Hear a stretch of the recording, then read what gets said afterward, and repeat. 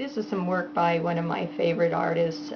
His name is Michael Kanteena. He's from the Laguna, Pueblo in New Mexico. And this form is one of my absolutely favorite forms to collect, which is the canteen.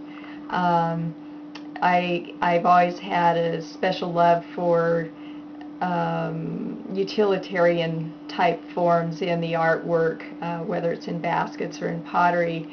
And what I think is interesting here is that Michael has taken the canteen form but really given it a very interesting interpretation.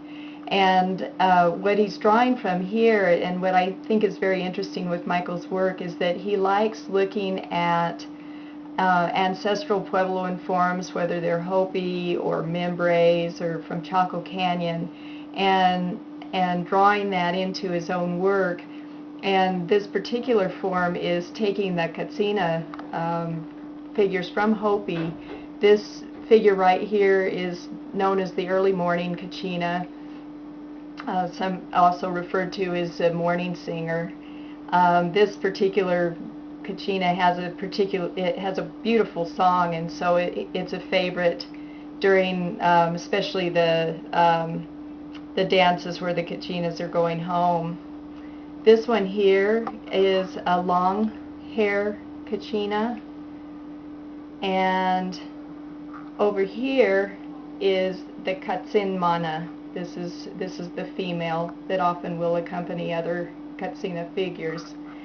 On each of the canteens, he's done a different variation of an old Hopi eagle design. So again, it's very interesting that you can look at each one of these and see a completely different eagle form that's been painted down the front. I like the very long feel of these canteens. I just think the overall form is very lovely. It gives you the idea of sometimes the way the Katsinas are regarded as they're coming out of the kiva, or as they're coming from the San Francisco peaks. That in these canteens, it's really more about the spirit of that figure in the representation. And I just think Michael has some of the most innovative ideas that are happening in pottery now with what he does with his figures, that he's always exploring different ideas, and I know he feels that he draws from such a rich history, and I think he has a lot of pride in that history, and has found a very interesting way to interpret it in some very contemporary forms.